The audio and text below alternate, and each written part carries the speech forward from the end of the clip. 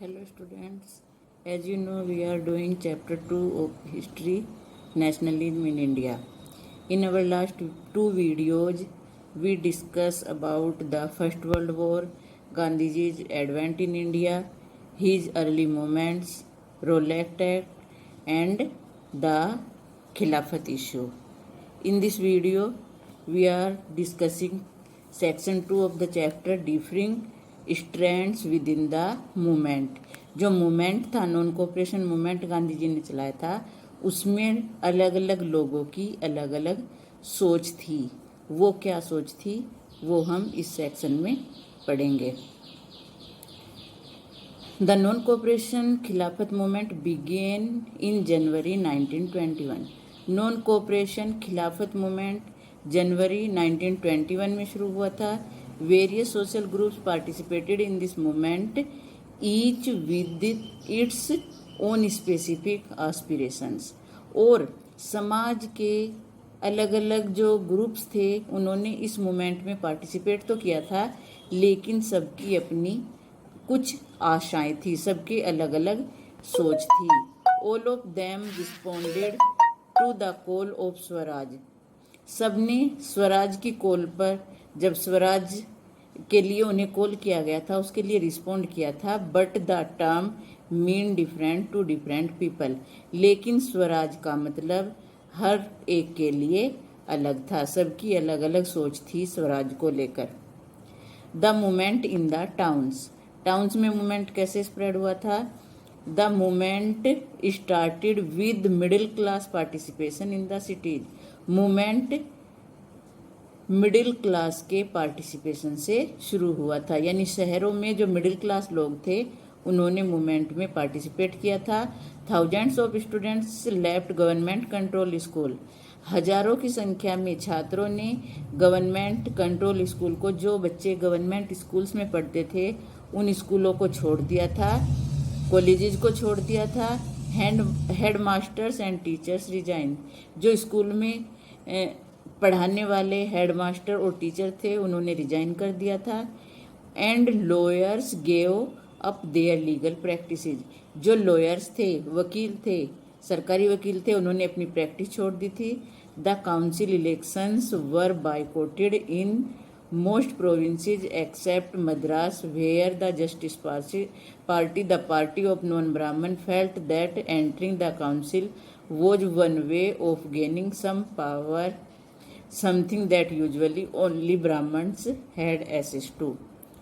और मद्रास को छोड़कर बाकी सारे प्रोविंसेस में जो राज्य थे, सारे राज्यों ने काउंसिल इलेक्शन को बायकॉट कर दिया था।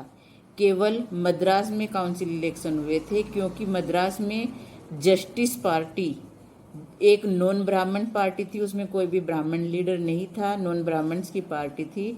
और उन्होंने ये महसूस किया था कि ये उनके लिए अच्छा मौका है क्योंकि ब्राह्मण्स ने सबने काउंसिल इलेक्शन को बायकॉट कर दिया है, इसलिए वो ये चाहते थे कि इन इलेक्शन के द्वारा जो नॉन ब्राह्मण लोग हैं उन्हें कुछ पावर मिल सकती है। The effect of non cooperation on the economic front were more dramatic. Non cooperation का जो प्रभाव था वो इकोनॉमी पर बहुत ज़्यादा ड्रामेटिक था। इकोनॉमी कैसे उससे गिर गई थी, जो ब्रिटिशर्स थे उनकी इकोनॉमी पर इसका बहुत बड़ा असर पड़ा था। फॉरेन्स गुड वर बाइकॉटेड। जो विदेशी सामान थे उनका बाइकॉट किया गया, उनका बहिष्कार किया गया। Liquid soaps picketed.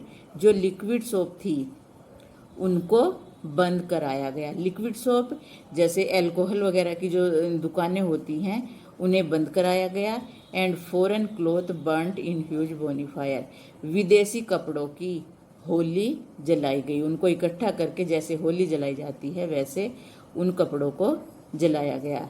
The import of foreign cloth halved between 1921 and 22। Its value dropped from 102 crore to 57 crore. जो विदेशी कपड़ों का आयात होता था, विदेशी कपड़ों का इंपोर्ट होता था, वो 1921 से 1922 के बीच में आधा हो गया था और उसकी कीमत भी। पहले 102 करोड़ का कपड़ा इंपोर्ट किया जाता था, अब वो केवल 57 करोड़ ही रह गया था। In many places merchants and traders refuse to trade in foreign goods और फाइनेंस फॉरेन ट्रेड। बहुत सारी जगहों पर व्यापारियों ने फॉरेन सामान का, जो विदेशी सामान था, उनका व्यापार करने से मना कर दिया था, या फिर विदेशी व्यापार को जो फाइनेंस करते थे, पैसा देते थे विदेशी व्यापार का, उसके लिए भी उन्होंने मना कर दिया था। As the boycott movement spread, जैसे ये बाइकॉट मूवमेंट, बहिष्कार का मूवमेंट फैला, the people began discarding imported cloth, तो लोगों ने जो इम्पोर्टेड क्लोथ थे उन्हें डिस्कार्ड करना, उनको रिफ्यूज करना, उनको मना करना शुरू कर दिया था। And wearing only Indian one, और वो केवल अब इंडियन क्लोथ ही पहनने लगे थे। Production of Indian textile mill and handloom went on, और इस तरह से इंडियन टेक्सटाइल मिल और हैंडलूम का काम काफ़ी तेज़ी से बढ़ने लगा था। But this movement in the cities gradually slow down for variety of reasons, लेकिन शहरों में ये मूवमेंट धीरे धीरे स्लो होने लगा था। इसके बहुत सारे कारण थे। Khadi cloth was often more expensive then mass produced mill cloth, khadi का कपड़ा जो मिल में बना हुआ कपड़ा होता है उसकी अपेक्षा काफ़ी महंगा होता है, क्योंकि खादी का कपड़ा हाथ से बनाया जाता था उस टाइम, तो उसकी कीमत मिल के बनाए हुए कपड़े से बहुत ज़्यादा होती थी।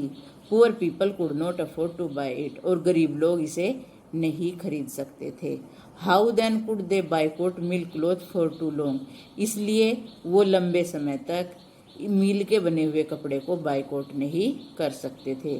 Similarly the boycott of British institutions posed a problem, और ब्रिटिश इंस्टीट्यूशन का जो बायकॉट किया गया था, स्कूल्स का बायकॉट किया गया था, कॉलेजेस का बायकॉट किया गया था, उसने भी एक नई प्रॉब्लम ला दी थी। For the movement to be successful, alternative Indian institution had to be set up so that they could be used in place of British ones. अगर इस मूवमेंट को सक्सेसफुल बनाना था तो उसके लिए इंडियन इंस्टीट्यूशन बनाए जाने चाहिए थे, ताकि ब्रिटिश इंस्टीट्यूशन को जब बायकॉट किया गया था तो लोग इन इंडियन इंस्टीट्यूशन को यूज कर सकें। These were slow to come up, और इस तरह से ये स्लो हो गया। So students and teachers began trickling back to the government schools, इसलिए स्टूडेंट और टीचर ने गवर्नमेंट स्कूल में वापस जाना शुरू कर दिया था। And lawyers joined back work in government courts, और जो सरकारी वकील थे उन्होंने भी दोबारा से कोर्ट ज्वाइन कर लिए थे। Rebellion in countryside, from the cities the non cooperation movement spread to the countryside, शहरों से नॉन कोऑपरेशन मूवमेंट अब गांव की ओर फैलने लगा था। It Drew into its fold the struggles of peasant and tribal, और वहाँ पर ये जो मूवमेंट था ये पीजेंट्स और ट्राइबल का मूवमेंट था। Which were developing in different part of India in the year after the war, और ये मूवमेंट वॉर के बाद, जब फर्स्ट वर्ल्ड वॉर ख़त्म हुआ था उसके बाद इंडिया के बहुत सारे हिस्सों में होने लगा था। In Awadh peasants were led by Baba Ramchandra, Awadh में इन लीडर्स को बाबा रामचंद्र लीड कर रहे थे। बाबा रामचंद्र कौन थे? अ सन्यासी who had earlier been to Fiji as an intended labour, ये एक सन्यासी थे जो पहले फिजी में, फिजी एक कंट्री है, फिजी में एक इंटेंडेड लेबरर का काम करते थे। वहाँ पर एक मजदूर का काम करते थे। जो मजदूर इंटेंडेड लेबर जो होते हैं, जो मजदूर होते हैं, ये मजदूर काम तो करते हैं लेकिन इन्हें अपनी आवाज़ उठाने का, अपने फेवर में कोई बात कहने का कुछ भी राइट नहीं होता है। वैसे इन्होंने वहाँ पर काम किया था।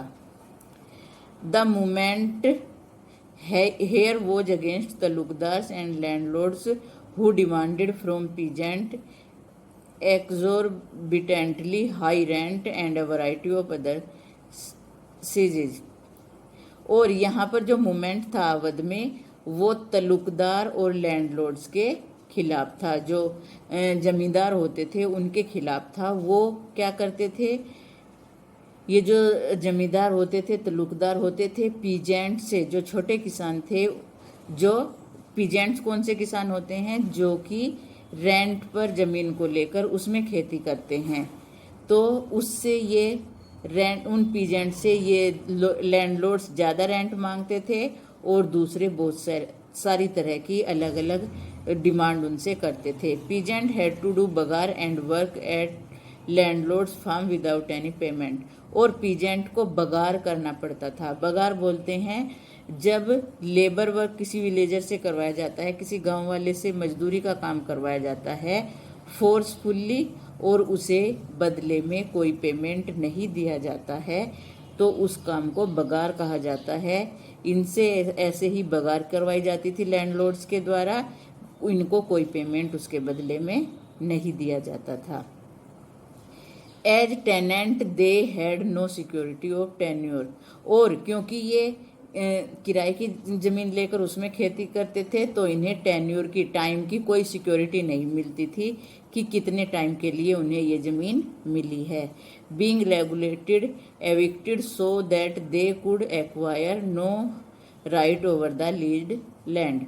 और उन्हें रेगुलरली थोड़े थोड़े टाइम के बाद उस ज़मीन से निकाल दिया जाता था, ताकि जो ज़मीन उन्हें ये लीज पर दी गई है उस पर ये अपना कोई अधिकार ना जमा सके।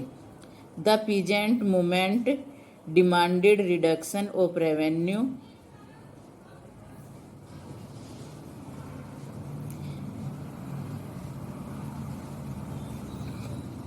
Abolition of begar and social boycott of oppressive landlords.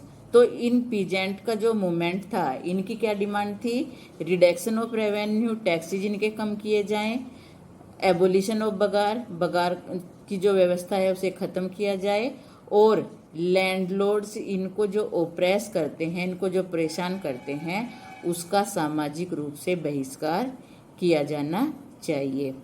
In many places nai dhobi bandh were organised by panchayat to deprive landlord of the service of even barbers and washerman. और बहुत सारी जगहों पर जो नाई धोबी बंद थे, उन्होंने पंचायत करके लैंडलॉर्ड्स को अपनी सर्विस देने से, उनकी सेवाएं करने से, जो नाई का काम होता है या कपड़े धोने का काम होता है, वो सेवाएं देने से मना कर दिया था। In June 1920 Jawaharlal Nehru began going around the villages in Awadh. 1920 June में जवाहरलाल नेहरू ने